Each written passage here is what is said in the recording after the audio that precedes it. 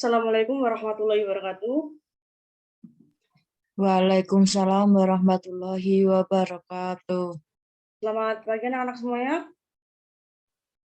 Pagi, Bu. Baik, sebelum mengawali pembelajaran pada pagi hari ini, alangkah baiknya kita berdoa terlebih dahulu. Berdoa menurut agama dan kepercayaan masing-masing. Berdoa dipersilahkan.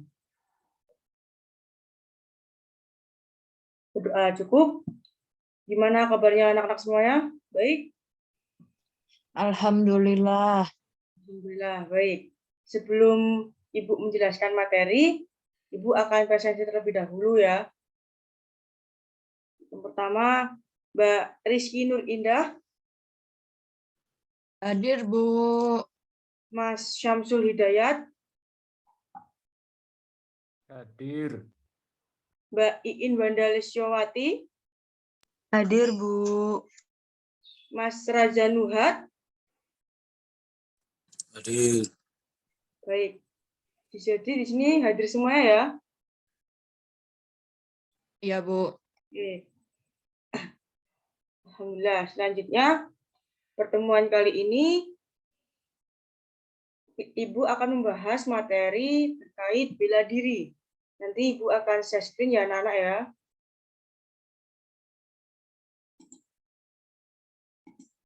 Baik, Bu. Apakah sudah terlihat? Sudah, Bu. Baik.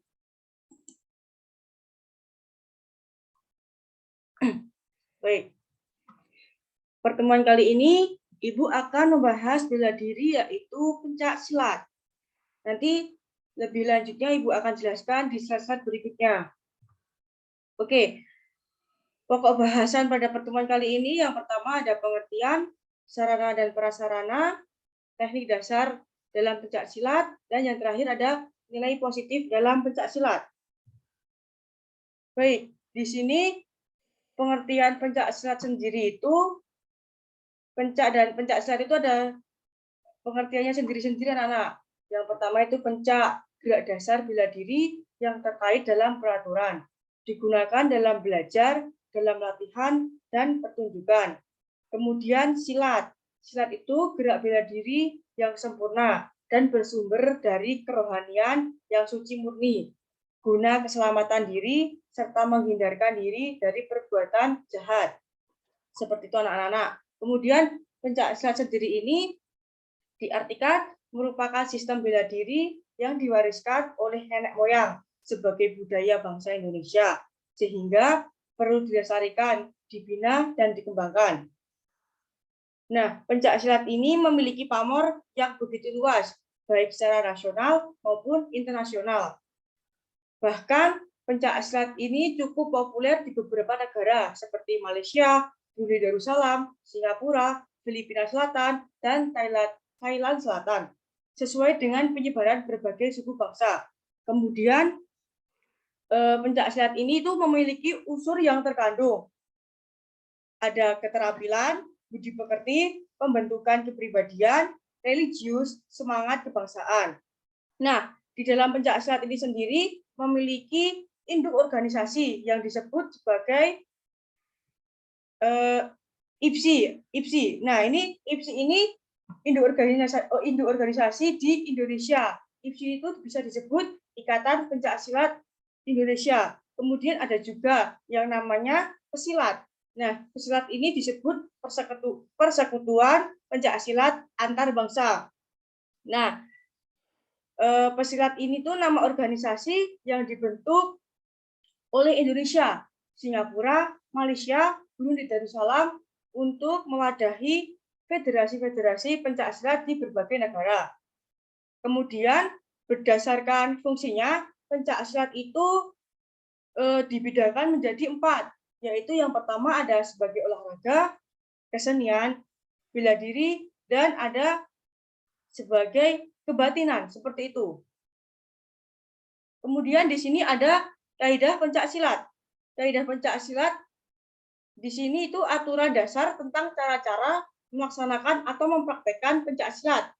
Kaidah ini merangkum keseluruhan nilai identitas pencak silat. Nah, di sini oleh karena itu anak-anak, kaidah pencaksilat itu dalam olahraga merupakan prinsip yang harus dikembangkan dalam pertandingan pencaksilat, baik secara teknik maupun taktik. Di dalam pencaksilat itu juga memiliki aspek pencaksilat. Di sini ada 4 macam aspek dalam pencaksilat, yaitu yang pertama ada aspek mental spiritual. Aspek mental spiritual ini dalam pencaksilat itu membangun dan mengembangkan kepribadian dan karakter mulia seseorang. Dan yang kedua ada aspek bela diri. Aspek bela diri ini kepercayaan dan ketekunan diri sangat penting dalam menguasai ilmu bela diri dalam pencaksilat. Kemudian yang ketiga ada aspek seni. Nah, aspek seni sendiri ini itu budaya dan permainan seni pencaksilat untuk salah satu aspek yang sangat penting di dalam pencaksilat anak-anak seperti itu. Kemudian yang terakhir ada aspek olahraga. Nah, aspek olahraga ini meliputi sifat dan sikap, menjamin kesehatan jasmani dan rohani, serta berprestasi di bidang olahraga seperti itu.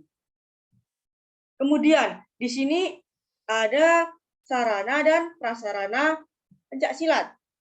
Nah, di dalam pencaksilat sendiri itu memiliki banyak sekali ya anak-anak ya, sarana dan prasarananya.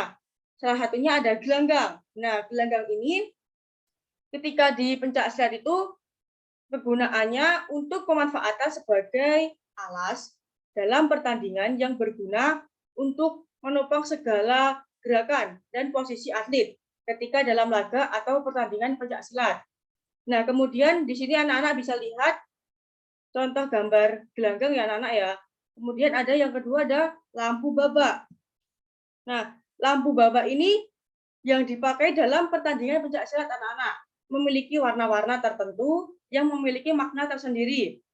Nah, anak-anak bisa lihat di sini lampu babak itu memiliki 3 macam warna, yaitu yang pertama ada merah, kuning, dan biru. Seperti itu.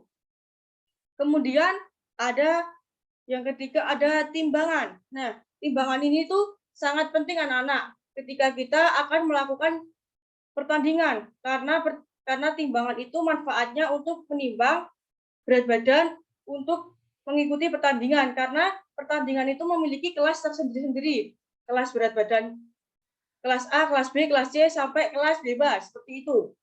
Nah, nantinya kalau kita mengikuti pertandingan di kejuaraan, sebelum kita bertanding itu akan menimbang sesuai kelas masing-masing seperti itu.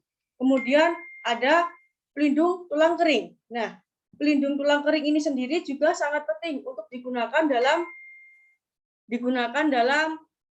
pertandingan. Karena apa? Nantinya kalau kita akan bertanding tidak memakai tulang kering, itu akan mengalami cedera. Seperti itu. Untuk selanjutnya ada seragam silat. Nah, anak-anak di sini bisa melihat ya, seragam silat itu harus ada sabuknya. Nah, di sini juga pada baju seragam silat itu memiliki lambang di kiri. Ini namanya IPSI. Tadi Ibu udah jelaskan dan di awal seperti itu. Ini lambang IPSI anak-anak. Selanjutnya ada body protector. Nah, perlengkapan atlet ini pencaksilat berikutnya adalah body protector yang dipakai sebagai pelindung tubuh anak-anak. Jadi kalau kita akan melakukan pertandingan itu wajib sekali memakai body protector karena body protector itu adalah sasaran saat bertanding. Seperti itu. Nanti body protector ini dipakai di badan. Sama body protector itu sama dengan kita memakai jaket. Hanya saja kalau jaket itu kan di depan. Ini memakainya di belakang seperti itu. Sampai sini ada pertanyaan dulu?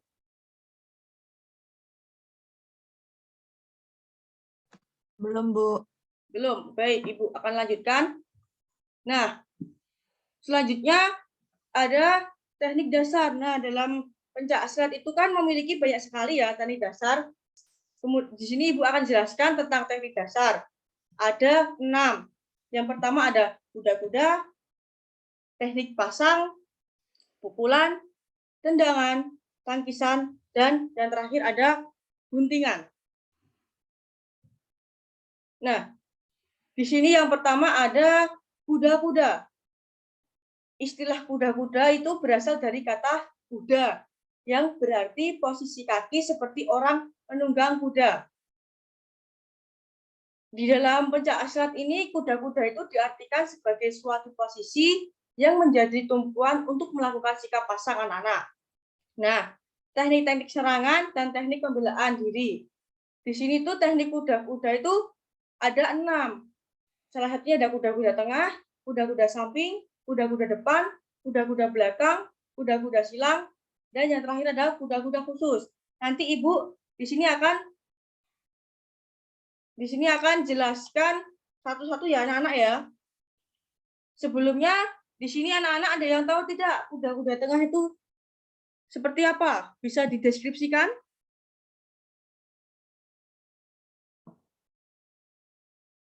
Belum tahu, Bu. Belum tahu. Baik, Ibu akan jelaskan. Di sini kuda-kuda tengah itu hampir mirip dengan kuda-kuda samping anak-anak. Tetapi terdapat perbedaan. Kalau kuda-kuda tengah itu dua kaki ditekuk dan lebarnya itu selebar bahu anak-anak. Seperti itu. Yang kedua ada kuda-kuda samping. Kuda-kuda samping ini digunakan untuk serangan berputar. Ketika kita bertanding, itu kita memakai kuda-kuda samping. Baik. Kemudian ada kuda-kuda depan. Kuda-kuda depan ini posisi yang digunakan biasanya digunakan untuk melakukan serangan langsung ke lawan. Yang keempat ada kuda-kuda belakang. Nah, kuda-kuda belakang ini merupakan lawan dari kuda-kuda depan. Karena kaki yang ditekuk ke arah berbeda, seperti itu. Kemudian ada kuda-kuda silang. Kuda-kuda silang ini gabungan dari kuda-kuda depan dan samping. Dan yang terakhir ada kuda-kuda khusus. Kuda-kuda khusus ini digunakan pada saat salah satu kaki sedang menendang atau menangkis serangan. Untuk bisa melakukan kuda-kuda ini diperlukan beberapa kali latihan karena membutuhkan otot kaki yang benar-benar kuat anak-anak, seperti itu. Ibu lanjutkan.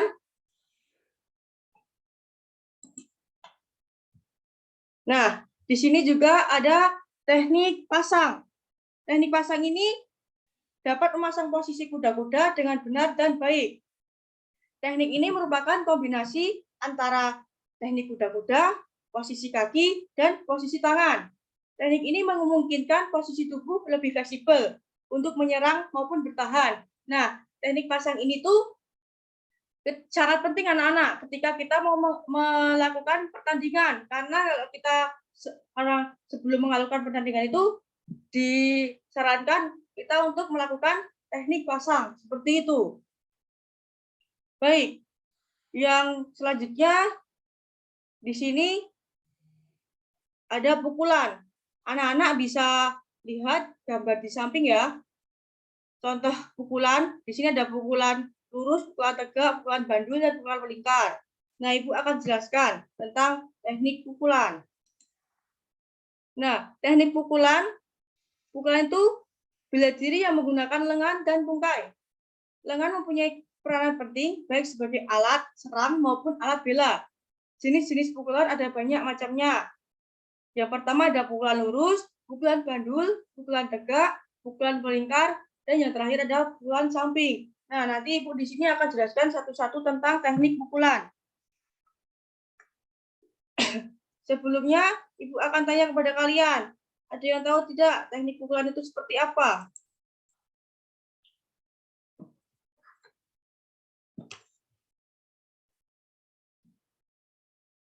Ada yang tahu pukulan lurus? Cuma tahu perkenaannya, Bu. Bagaimana Mbak Rizky? Perkenaannya di ulu hati. Ya, benar sekali Mbak Rizky. Jawabannya bagus. Nah, di sini Ibu akan jelaskan tentang pukulan lurus terlebih dahulu. Nah, pukulan lurus ini, pukulan itu dapat dilakukan dengan lintasan lurus ke depan. Jadi, sasaran pukulan itu ke body protector. Seperti itu. Dan pukulan lurus ini sasarannya yaitu ulu hati. Seperti itu. Kemudian ada pukulan bandul. pukulan bandul ini dilakukan dengan posisi tangan ditekuk 90 derajat. Nah, cara untuk melakukan pukulan bandul ini arahnya dari bawah ke atas. Seperti gambar yang ada di samping ini anak-anak. Seperti ini. Jadi kalau kita melakukan pukulan itu harus juga memakai yang namanya kuda-kuda. Tadi sudah Ibu jelaskan. Seperti itu. Kemudian ada pukulan tegak. Pukulan tegak ini dilakukan menggunakan gerakan yang benar agar badan tidak mengalami cedera. Karena pukulan tegak ini agak sedikit serius ya anak-anak ya, dari pukulan-pukulan yang lainnya. Kemudian ada pukulan melingkar. Pukulan melingkar ini dilakukan dengan cara menggerakkan tangan secara melingkar. Anak-anak bisa lihat contoh gambar di samping ini ya, pukulan melingkar seperti itu. Kemudian ada yang terakhir ada pukulan samping. Nah, pukulan samping ini merupakan pukulan yang arahnya itu ke samping. Jadi pukulannya itu mengarah ke samping body protector seperti itu.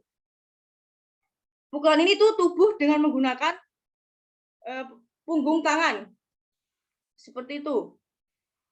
Nah, di sini tuh ketika kita akan melakukan pukulan anak-anak, bisa anak-anak praktekkan di rumah. Jangan sekali-sekali itu kalau kita melakukan pukulan, jempol tangan kita itu seperti ini, jangan. Harus dirapaikan, dimasukkan ke dalam seperti ini. Karena apa?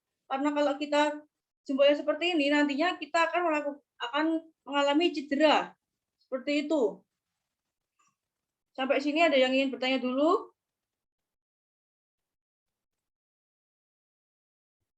Saya, Bu. Belum, Bu. Ya, Mas Rajan, silahkan.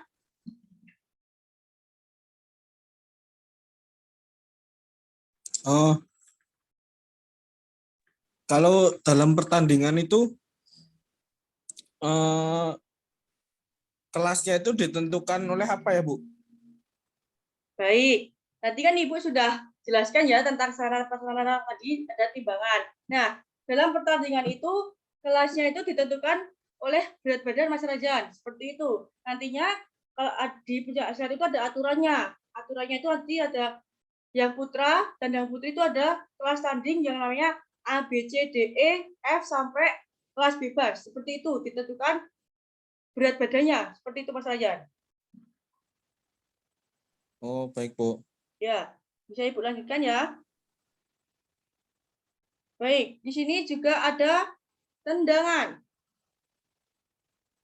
Di dalam pencak silat itu penting sekali buat tendangan ya anak-anak.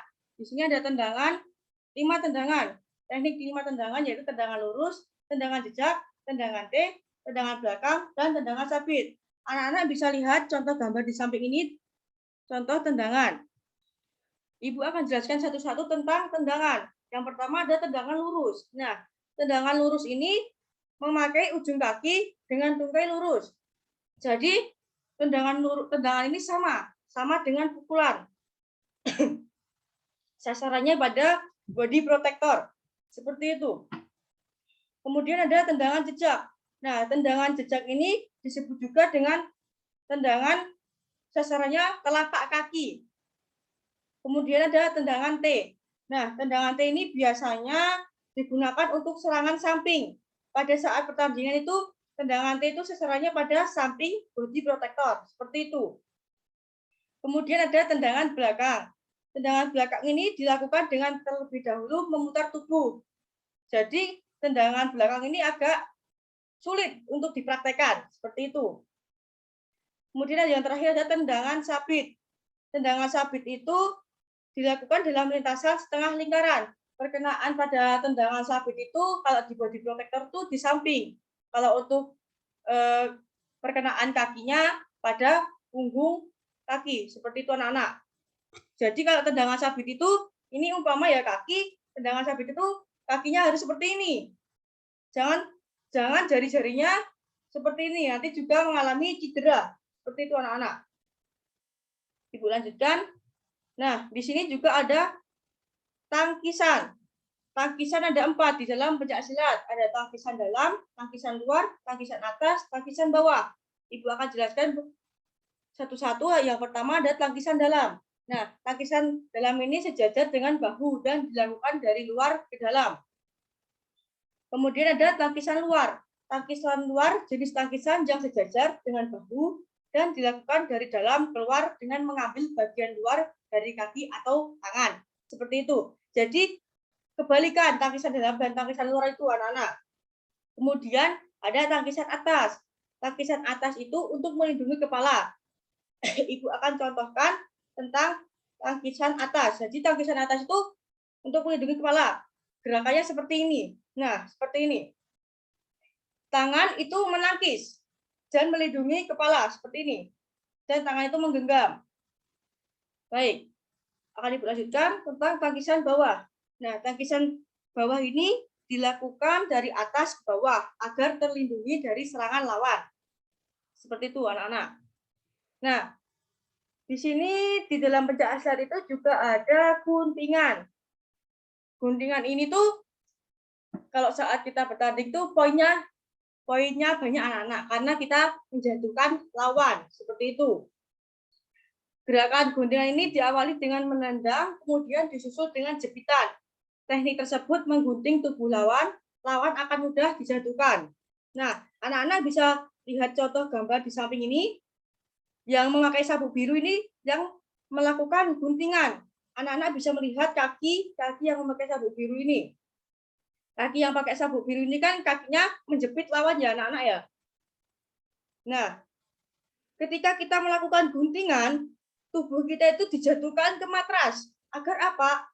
Agar lawan bisa jatuh. Seperti itu.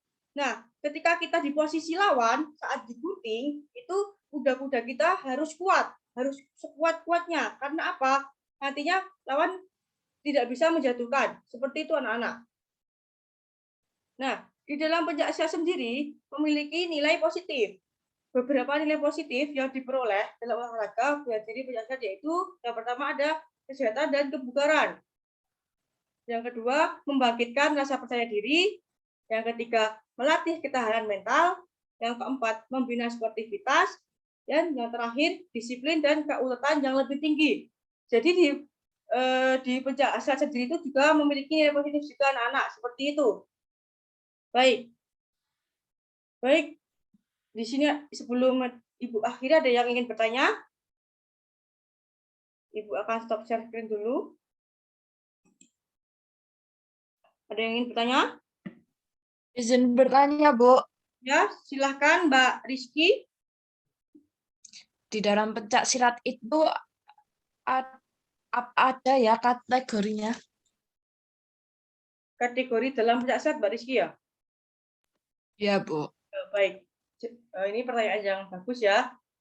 Baik. Di dalam pencak silat itu memiliki 2 kategori Mbak Rizky. Yaitu ada kategori tanding atau fighter dan kategori seni. Nah, di sini tuh kategori seni itu ada 3. Yang pertama seni tunggal, seni ganda, dan seni beregu. Seperti itu Mbak Rizky. Baik, Bu. Terima kasih. Baik, sama-sama. Ada yang ingin bertanya lagi? Saya, Bu. Ya, Mas Razan. Dalam bantingkan tadi, kan yang sabuk biru itu menyentuh lantai terlebih dahulu. Apakah itu